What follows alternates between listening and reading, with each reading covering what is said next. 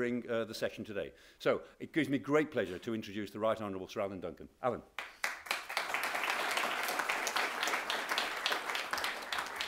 Michael, thank you very much, and may I thank all of you for coming here this morning, and also express my gratitude to RUSI for providing me with a platform for which I can express my considered thoughts on an issue that has concerned, not to say troubled me, for over 30 years. No one who has travelled to Israel and Palestine, as I've done so often, can fail to become emotionally engaged in the rights and wrongs of the arguments between the two. And the Israeli-Palestinian dispute is one of the most polarizing and vexed in the world. And what's more, it creates fury and indignation way beyond the immediate vicinity of the region, because far more than just an Arab issue, it angers millions in the wider Muslim world. And I want today to examine one fundamental component of this issue and try to put its importance into context, and then explain the stand which I believe we as engaged citizens should take about it. Now, year after year, in sort of cycles of hope and despair, we dwell incessantly on what we call the peace process. And we go on talking about it even when it's in intensive care and deemed by some to have died altogether.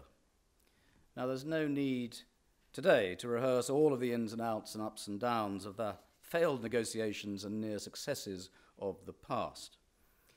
I expressed my own thoughts while I was a minister in a letter to the Foreign Secretary and the Prime Minister in June of last year.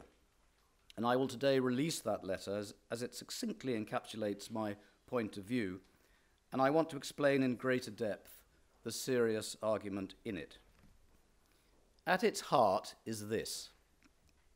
I think we've been looking at the entire issue of Israel and Palestine from the wrong end of the telescope.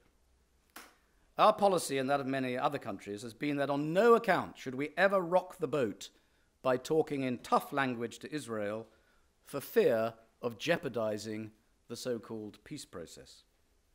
Now, I certainly shared that view, albeit temporarily, while John Kerry, as Secretary of State, worked so valiantly to try to secure a lasting agreement. I mean, his objectives were genuine, and they were attainable, and it was not his fault that talks collapsed when last April the Israeli cabinet declined to respond constructively. So while Secretary Kerry was trying his best, we were all duty-bound to support him. Now, his efforts could have succeeded. Everything for a sensible agreement was offered by the Palestinians: borders, land swaps, the retention of some major settlements, a shared Jerusalem, indeed a demilitarized Palestine. They even started by offering all these main components for a sustainable agreement. Yet the Israeli government finished by having offered absolutely nothing substantial in return. And in my view, as I said in that letter, I don't think they ever had any intention of doing so. But we all stuck by the process. But the price we've paid for focusing only on the process is that we have increasingly lost sight of the principle. And the principle that's been sacrificed and subordinated to the false dawn of process is the stand we ought to make on Israel's illegal settlements. It's been the position of every British government since 1967 that the West Bank, East Jerusalem and Gaza have not been lawfully part of the State of Israel, whether at its creation or at any point thereafter. Indeed, that's the view of every foreign government, including the United States. And since 1967, a clear line has been drawn in international law which defines which territory is occupied and which is not. Yet relentlessly, every week, every month, and every year for decades, Israelis have built illegal constructions on Palestinian land. The construction of settlements in the occupied Palestinian territories is contrary to Article 49 of the Fourth Geneva Convention, which prohibits the occupying power from transferring part of its own population into the territories it occupies. Now, this is a position held by the international community and confirmed by the International Court of Justice. Indeed, the Supreme Court of Israel itself has repeatedly found that the West Bank is held in belligerent occupation. But since 1967, Israel has continuously and systematically built outside its legitimate borders and has claimed its neighbours' land as its own. Israeli settlements are the worst, most destructive aspect of the military occupation, and it's an occupation which has become the longest in modern international relations. The continued expansion of settlements demonstrates that the occupier has little or no intention of ending that occupation or of permitting a viable Palestinian state to come into existence. Back in 1993, when the Oslo peace process started, there were in the West Bank, not including Jerusalem, 110,000 settlers. Today, there are 382,000, around 10% of the entire population of the West Bank. And Israel's housing minister, Uri Ariel, himself a settler, wants to see that number grow by 50% over the next 5 years. So crucially, not only would the number of settlers increase, but so too would the proportion of settlers, so therefore further entrenching the occupation. Now, this illicit expansion did not even diminish while the Kerry initiative was at its height. Just last year, new housing starts in West Bank settlements rose by over 120%. During the 9 months of the Kerry initiative, according to the Israeli group Peace Now, and I quote, the Netanyahu government promoted plans and tenders for at least 13,851 housing units within the existing settlements and in East Jerusalem, an average of 50 units a day, unquote. There are now over 500,000 settlers living in around 120 settlements and 100 unauthorized outposts in the West Bank and East Jerusalem. And to compound the intrusion, the population growth of settler communities during the past decade has been almost 3 times that of the Israeli population as a whole. This illegal construction and habitation is theft. It is annexation. It is a land grab. It is any expression that accurately describes the encroachment which takes from someone else something that is not rightfully owned by the taker. So as such, it should be called what it is and not by some euphemistic, soft alternative. Settlements are illegal colonies built in someone else's country. They are an act of theft, and what is more, are something which is both initiated and supported by the State of Israel. Now, we need to be clear what settlements actually are. To many, they're thought to be nothing more than a little tent set up as a harmless protest and thus no more than a temporary camp. But if that's what anyone really thinks, it could not be further from the truth. Settlements might start as an outpost, something which indeed might be little more than a portable cabin on a hill with the Israeli flag on top, although they are no less illegal just because they're small. But they then become guarded encampments and then housing estates and then entire towns. They are often linked by settler-only motorways and in the name of security are out of bounds to Palestinians. Many are now massive Israeli colonies located well into the West Bank, some distance from Israel proper. Ma'ale Adumim has 37,000 inhabitants. Modin Ilit, 55,000. Beitar Ilit, 43,000, and Ariel, 18,000. Over the years, the wood and canvas has turned into concrete, the tents have turned into towns, the towns have turned into fortified cities. And nowhere in the modern age has the wider world so tolerated such brazen and repeated illegality. As if enormous towns in the middle of the West Bank were not offensive enough, other settlements are even worse.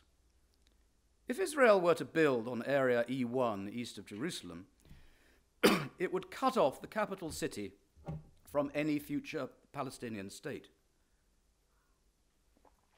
The recently proposed development, excuse my tickly throat, the recently proposed development of 1,000 acres to the west of Bethlehem is doubly illegal because not only is it for settlements, but it has also unilaterally been designated by Israel as state land, an action by an occupying power which is forbidden in international law. And apart from the calculated insult to President Obama, it is impossible to overstate the criminal intent and strategic importance of Israel's settlement plan announced a fortnight ago for Givat Hamatos. It would finalize the severing of Bethlehem from Jerusalem. It's to be built on Palestinian lands owned by the villagers of Beit Safafa, and it would destroy any easy connection between Palestinian neighborhoods in South Jerusalem and a future Palestinian state. It's not just the physical constructions themselves that matter. Building them has a much wider detrimental impact on Palestinians. Their construction is often accompanied by the displacement of Palestinians from their historic farmland, the demolition of their homes, the bulldozing of their ancient olive groves, and the destruction of their water wells. Rightful Palestinian citizens are reduced to having nothing, while illegal Israeli colonizers get everything: water, electricity, access, protection. Illegal settlers get the lot, the Palestinians get next to nothing. Now, settlement activity is not carried out by some minority group outside the orbit of the Israeli state. Settlement activity is systematically initiated, implemented, and supported by the Israeli government, who authorize, implement, and protect the relentless expansion of the borders of Israel. This is reprehensible. In addition to being illegal, settlement activity is very often violent, nasty, and brutal. Not all, but many settlers are heavily armed and aggressive.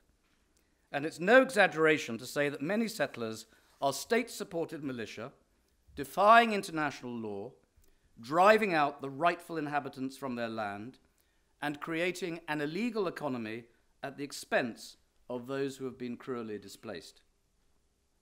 There are all too many accounts of people who've witnessed criminal violence by illegal settlers against the legitimate inhabitants of Palestinian land, while the Israeli Defense Force merely looks on. The IDF are required to be the guardians of illegal Israeli settlers, not the protectors of Palestinian victims. A dual system exists where illegal settlers are subject to civil law, while Palestinians are subject to military law. The principal casualty is the rule of law. According to the Israeli group Yesh Din, of all legal cases brought by Palestinians against settlers, 91% are closed without indictment.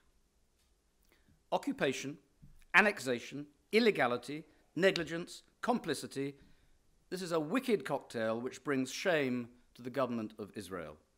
It would appear that on the west bank of the Jordan, the rule of international law has been shelved.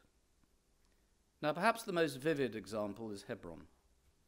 No decent person visiting Hebron can fail to be disgusted by what they see. In the center of this amazing city, settlers have occupied the main central residences, driving out Palestinian families who have lived there for centuries. Indeed, there's a new one this year, Rajabi House. Protected by the IDF and forced to face billboards saying Palestine has never existed and never will, and gas the Arabs, all Palestinians are confined to the rest of the city and risk being shot if they step over a painted line. While some Israeli settlers throw human excrement and rubbish out of their back windows onto the Arab souk below, busloads of US tourists visit the old city while their organizations back home, such as the New York Hebron Fund, take advantage of their tax-exempt status to fund the settler families who illegally move in. Now, one should not use the word apartheid lightly, but as a description of Hebron, it is both accurate and undeniable. In South Africa, it meant pass cards, no free movement, forbidden areas, and first and second-class citizens. And so it is in Hebron. Now, it's not just the acreage of settlements themselves which offend. Israel also exercises complete control over most of the Palestinians' land, life, and economy. The Oslo Accords divided Palestine into 3 areas. Area C constitutes 61% of the West Bank and is the only contiguous land amid a sea of 227 smaller, separate Palestinian areas. The 1993 Accords stipulated that Area C should be transferred to the Palestinian Authority by 1999. My mother, the Baroness Boissy, is looking after me extremely well. Over 20 years after the Oslo Accords, that transfer has never taken place. Instead, Palestinians are occupied, repressed, controlled, and restricted. Now, to any rational, well-meaning observer, the actions of Israel defy all logic, and the logic is painful. Doesn't Israel understand that the occupation of Palestine is not in their interests? Doesn't the Israeli government appreciate that their country's long-term security is not best served by stoking widespread hatred through its actions? Surely Israelis should consider it wise only to do unto others what they would have others do unto them. Let me, however, make one thing crystal clear.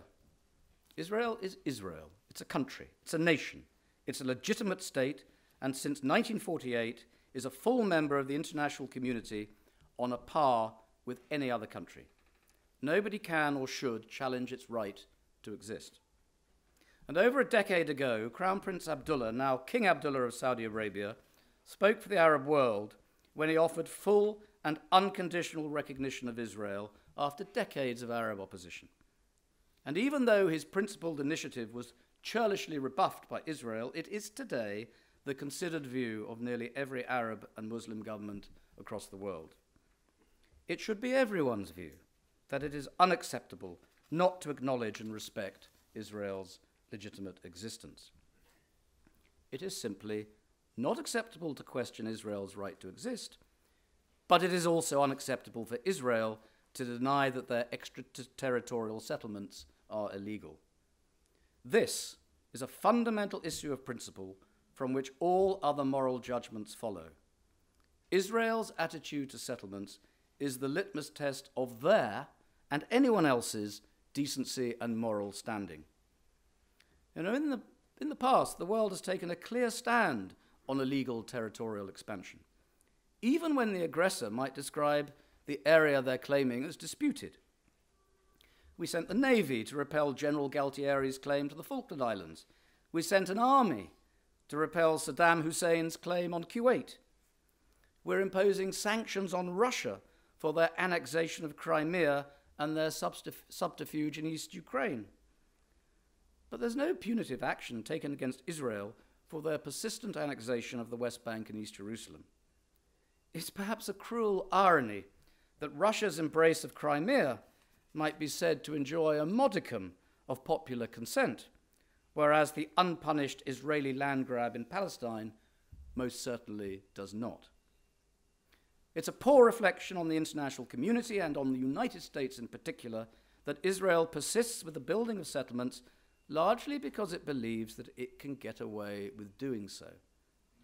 The vision of Greater Israel, a country stretching by divine right from the Mediterranean Sea to the River Jordan, is unfortunately seen by some as a respectable political objective.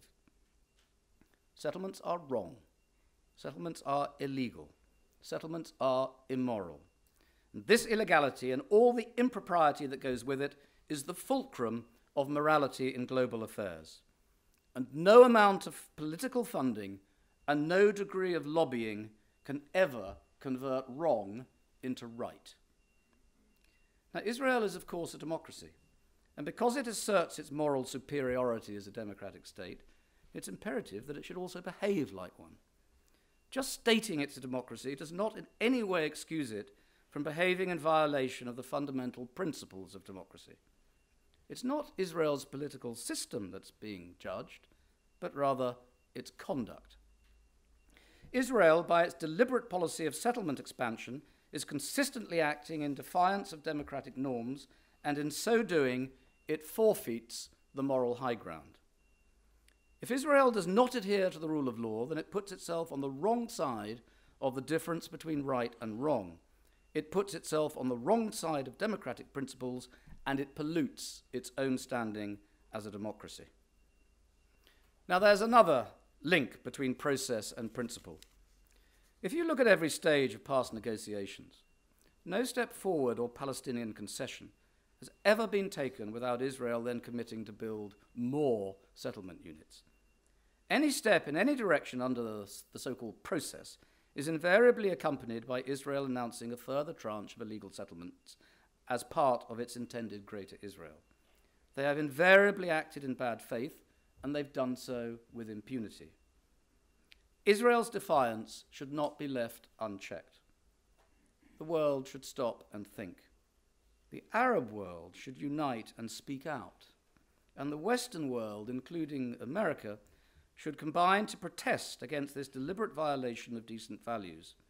It's high time that we persisted with the process, but also made a stand against Israel's underlying violation of principle. In all they do, whatever their other arguments, whatever their deliberate attempts to divert attention from the issue, the continuing gradual annexation by Israel of their neighbor's land is an ever-deepening stain on the face of the globe. And this is the point of fundamental principle. So fundamental and so much a matter of principle is it that it can no longer be treated as subordinate to the illusory process of peace. No end of diversion, deceit, or delay should be allowed to detract from this undeniable principle. Israeli settlements are illegal, and until Israel admits as much and behaves accordingly, Israel forfeits its moral standing. Whatever Israel's approach may be, the rest of the world can and should make its own stand. If it fails to do so, then there is little morality left in international politics. The United States has vetoed 42 UN Security Council resolutions that are critical of Israel, and it's only exercised its veto 83 times in total. And the resolutions that have been passed are being flouted. So let me move on. If Israel's illegal settlements are an offense to democratic principles and the rule of law, then so therefore is anybody's support for settlement building. In our normal politics, we make a stand against extremism, and so we should. An opinion can most certainly be labeled as extreme, and a person can be defined as an extremist if they defy the rule of law, promote illegality, advocate the oppression of innocent victims, or use the power of the state cruelly to persecute and abuse others. But this is exactly what is happening with Israel's settlement activity. So anywhere in the world, be it in Israel or beyond, all must now embrace this important principle. Settlement endorsement, meaning the denial that they are illegal and the support for their consequences, is a form of extremism which we should not tolerate. Be it tacit or be it explicit, such an attitude is simply not acceptable. Over the years, we've made a firm stand against racism, sexism, homophobia, and indeed anti-Semitism. It's now time that we added settlement endorsement to that list of extreme, undemocratic attitudes which we are not prepared to tolerate. Anyone who considers settlements acceptable places themselves outside the boundaries of democratic principle. Settlement endorsement should be put on a par with racism, sexism, homophobia, and anti-Semitism. Indeed, just as we quite rightly judge someone unfit for public office if they refuse to recognize Israel, so we should shun anyone who refuses to recognize that settlements are illegal. No settlement endorser should be considered fit to stand for election, remain a member of a mainstream political party, or sit in a parliament. How can we accept lawmakers in our country, or any country, when they support lawbreakers in another? They are extremists, and they should be treated as such. So what I'm trying to say is as much an issue of justice as it is a matter of principle. Nothing motivates me more in politics than our duty to redress justice, to redress injustice. The pursuit of justice should be one of the main motivations for anyone who goes into politics. But such is the injustice meted out to the Palestinian population, occupied, contained, deprived, and repressed, that justice for Palestine, like all the isms which define our moral being, should now be a cross-party international cause. Now, the Holy Land is an area and not a country, but it is being reprehensibly treated by the State of Israel. How can any Christian not be ferociously indignant about the encroachment on Bethlehem? How can any Christian not be appalled by life in Hebron? Yet many evangelical Christians in the United States are amongst those who most excuse and justify the improper actions of Israel. They should reconsider their position. Their blind endorsement of Israeli conduct has become perverse, and their unquestioning acceptance of Israeli injustice to Palestinians is warped. For instance, intoning the words Judea and Samaria as a justification for an Israel stretching from the Mediterranean Sea to the Jordan River has become a vulgar heresy. The Bible is not a travel guide to modern national boundaries. And those US Christians who endorse and enable the expansion of Israel into Palestinian land should realize where morality and justice lie. So let me move on to a further aspect of this issue, and it's one which requires sensitive yet firm handling. To assert Israel's legitimacy as a state entity and its unquestioned right to exist and be secure, a view which I fervently share, does not require anyone also to defend everything Israel does. Now, many who defend the state of Israel have worked themselves into a muddle. Too often, any critic of Israeli conduct is accused either of wanting to see the destruction of Israel or of being anti-Semitic. And neither opinion is forgivable, but nor is any unfounded accusation against someone for supposedly holding such views when they do not. It is offensive when such accusations are made against those who in no way hold either such view, but who from a decent position have thoughtfully concluded that the behavior of the government of Israel is wrong. Now, this is all the more worrying when, and as is probably the case, the belief that settlements are acceptable and that critics of Israel's settlement policy should be roundly opposed is an opinion which is not shared either by the majority of Israelis or by the majority of the Jewish community in the United Kingdom. In assessing this issue over 3 decades, I think that most Israelis are uneasy about settlement activity, but that the nature of Israeli politics smothers their voice. I also think that most Jewish people in the UK are similarly unhappy about Israeli settlements. The majority of them are fair and reasonable, but are forced to submit to an aggressive nationalist attitude. Both such groups quite sensibly see settlements as not just wrong, but also as a threat to Israel's reputation and long-term security. A major problem is that too many public representatives of Jewish groups seem to feel obliged to defend Israel for everything it does and are pressed to confront any criticism as if it were a challenge to the very existence of Israel as a country and a Jewish homeland. This is both illogical and counterproductive. But even worse is when they warp all argument by unreasonably accusing people of anti-Semitism. Criticizing Israel for its conduct neither questions its right to exist, nor is it anti-Semitic. Similarly, standing up for justice for Palestinians is not in any way anti-Semitic either, and it is certainly not anti-Israel. So I find it astonishing, indeed rather sickening, that the editor of the Jewish Chronicle Stephen Pollard, should have been roundly attacked by some of his readership in the UK for his simple humanity and decency, not to say editorial right, in publishing an advert in the paper for the Gaza humanitarian appeal.